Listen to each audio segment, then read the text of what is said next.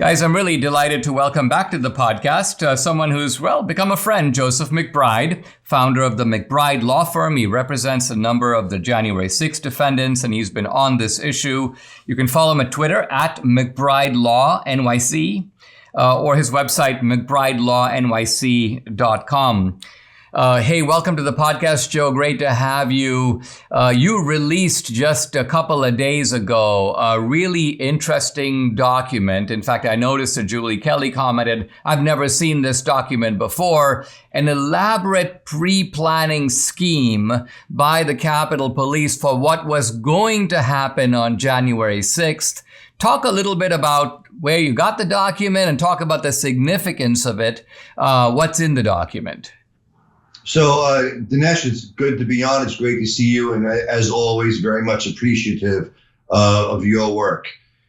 So got the document about a year ago. There are actually two documents. There's one that pertains to the Metropolitan Police Department. There's another one that pertains to the Capitol Police.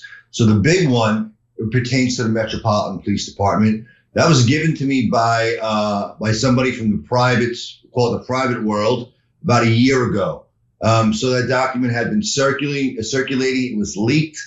I obtained it through private hands, and I sat on it for a while, wondering, sort of seeing how the government was going to deal with it once it knew it was in circulation. And what did the government do? Apparently, the government moved to have it suppressed, not maybe moved in court, but they made it subject to the protective order.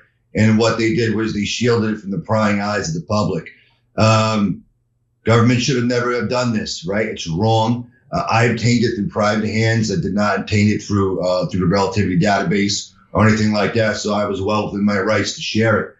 I chose to share it at this time because the government has long been on the record saying that, the idea that plainclothes officers were in the crowd on January 6th, be the Metropolitan Police or Capitol Police, was simply a lie, and that attorneys like myself or commentators and political journalists like yourself who made such a comment in that direction are peddling in conspiracy theories. Nothing could have been further from the truth.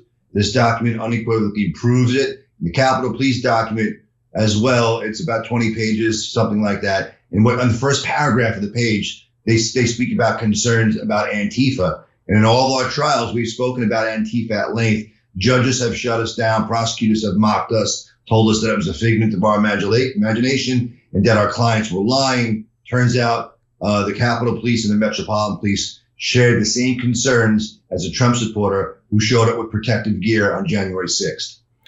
Now, one of the things that emerges in the document is that these guys were planned to have undercover police guys dressed apparently as Trumpsters, MAGA hats, the whole gear, the whole thing. Are you saying that happened? And second of all, can you see on the videos that there are people who are either noticeably or that can be identified as undercover police officers who are egging on the crowd or participating with the crowd or climbing up on things? How can we match up this planning document with what is actually seen on the video? There's body cam footage. There's body cam footage of the officers in their undercover gear walking around with the clothes on. They are wearing what I would describe as sort of pro-America, back to blue sort of gear. So, not everybody that was a Trump supporter had a Trump hat on. Some of these guys did, but most of these guys have face masks on. They're dressed like a lot of the other people you see there that day. They have the gaiters on their face. They have hats on. They have jackets on. They have some type of pro-America gear on. They're walking around. They're interacting with people in the crowd. They're certainly climbing up the sides of stairs. They're climbing up things. They're talking to people. They're participating in chants. At one point, somebody's like, "Hey, watch out over there because Antifa is all over there." And they're like, "Oh, yeah, Antifa. That's what we're here for." They make their way from the street level all the way up to the steps, to the western terrace of the Capitol, up the side of the steps, and then on top of the western terrace. If you followed those people, and you went up to the top of the Western Terrace or possibly inside of the building, and you did it because you followed their lead and you thought that what they were doing what was okay, you were entrapped. There's no two ways about it. And the government is going to have a hard time explaining this. All types of information is coming out now. They're going to fight us tooth and nail on it. We are asking for the court for time to be able to process this and to draw up motions on these matters. But, we have an uphill battle because, as usual, everybody wants to hurt us and nobody wants to help us in D.C. When we come back, I'd like to pick up on a word that Joseph McBride used, entrapment, and explore this a little further. We'll be right back with attorney Joseph McBride.